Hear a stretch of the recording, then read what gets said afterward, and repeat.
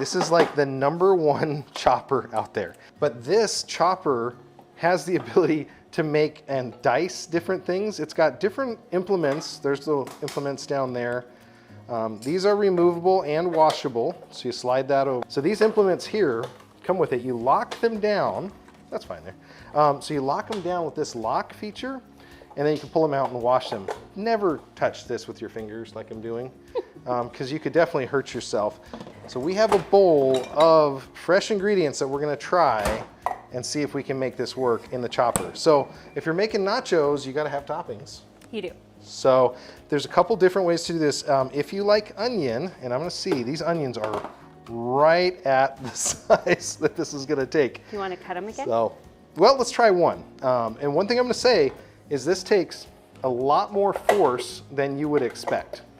So that was the one thing when I did it on my show the first time, is I did not push hard enough. I was limping it and doing whatever. It does take more force, but just like that. Are you ready to see how it worked? There we go. It is open now. And now we've got diced onion like that. So pretty slick, huh? Yep. I like that. So that was a whole half onion. Now you can do a whole tomato. I'm actually gonna cut this in half just real quick. Now this will do a whole tomato, but the one thing I've noticed on this one specifically is that the skin of the tomato is not gonna cut as well. So I'm gonna do 2 sizes. I'm gonna do it with the smaller one so you can see what that's like. So that went all the way through. Again, just have to push a little harder. Now if you like your tomatoes fine like that, that's what you're gonna get right there. So worked pretty well.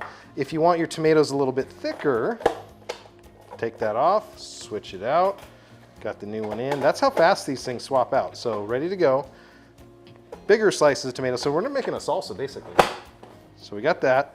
And now you're gonna get the thicker, chunky stuff. So if you're gonna cook that down, there you go. And that's what the bottom looks like. So it's just pushed all the way through. And actually, the skin's cut better on these ones. I think it's because, again, you can't just, put a little bit into it. You gotta be all in. I'm gonna switch back entire mushroom. Same thing. Now, whether or not your kids like mushrooms, you might be able to hide them in here. So here's an issue right away. We've already got the mushroom, didn't get all the way down, so you can use this to do that, or just tap it out like that. I'm touching the bottom of it, not the sharp side. So again, mushroom's a little bit stringier.